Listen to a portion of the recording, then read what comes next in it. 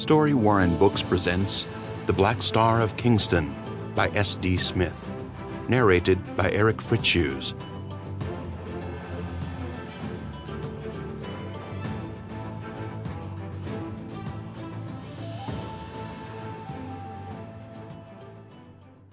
Dedication.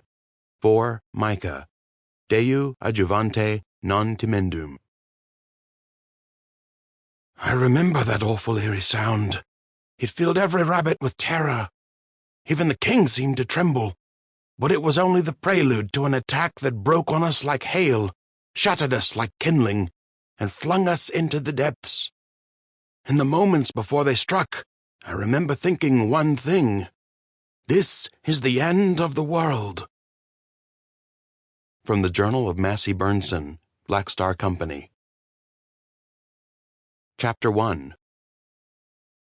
Whitson Mariner, king of the displaced rabbits of Golden Coast, settled his community near Amon Lake in the lands he called Natalia. It was a welcome refuge after the bitter inland trek that followed hard on their tumultuous sea passage. For the first time since their long voyage began and they came to the shores of Natalia, Whitson thought he might at last have brought his community home. They made camp. The camp became several neighborhoods. The neighborhoods began to look like a town. Whitson named the town Settledon, after brave Settle herself, lost during the passage.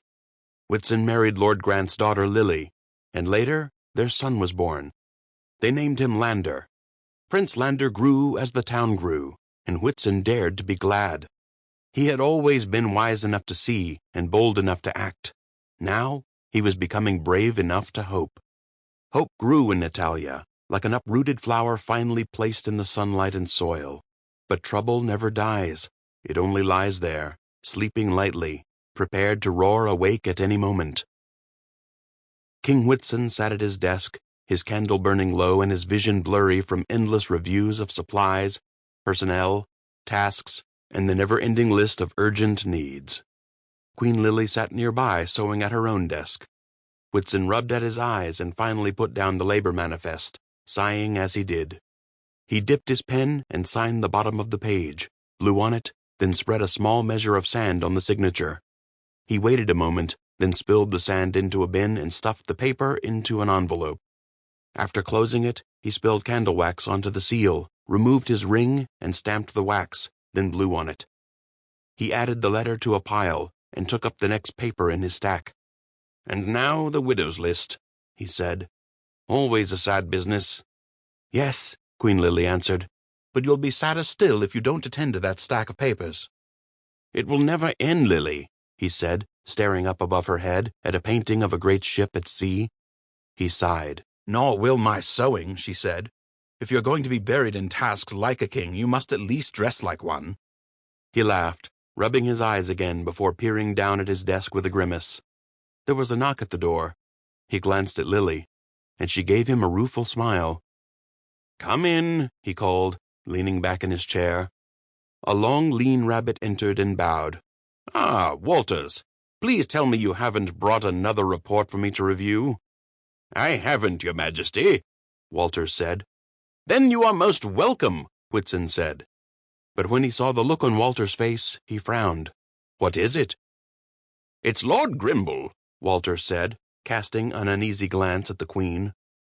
"Of course it is," he said. "What now?" "He's in council this moment, angling to clear-cut the northeast glade for winter fuel stocks," Walters said, uneasy. In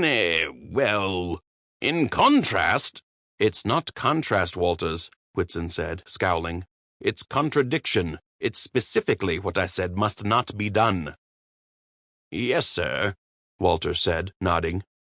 He looked pained, like the awkwardness of nobles disputing was too much for him. "Does anyone speak against him?" Queen Lily asked, her mouth tight. "Mother Saramac," Walters said, "and that quite boldly." "Once again," Whitson said, "she is as determined to build as he is to destroy, though he is far from her equal. Now I feel awful for complaining about the widow's list." "Mother Saramac would agree with you," the Queen said. Sample complete. Ready to continue?